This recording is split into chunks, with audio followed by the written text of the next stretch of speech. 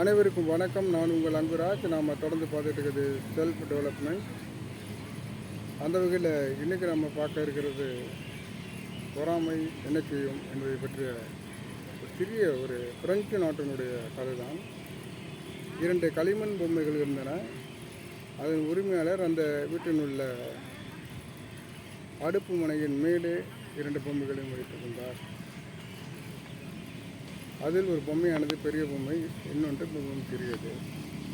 ஆனால் அந்த பெரிய பொம்மைக்கு ஒரு பொறாமை ஏற்பட்டது.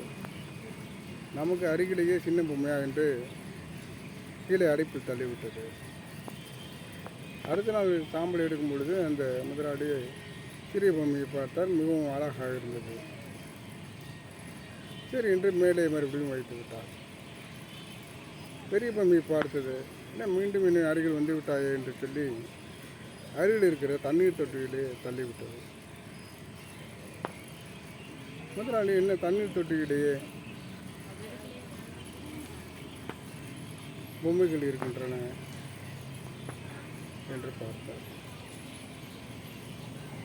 சரி, மேலே உள்ள பொம்மையும் தூக்கி தண்ணீர் தொட்டியிலே போட்டுவிட்டார். பிறகு தண்ணீர் தொட்டியை சுத்தம் செய்யும் பொழுது சிறிய பொம்மையானது பத்திரமாக இருந்தது. ஆனால் பெரிய பொம்மையானது கரைந்து தண்ணீரில் கரைந்து மறைந்து விட்டது.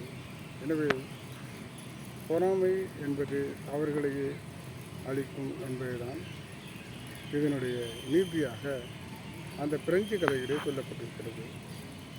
நன்றி, வணக்கம்.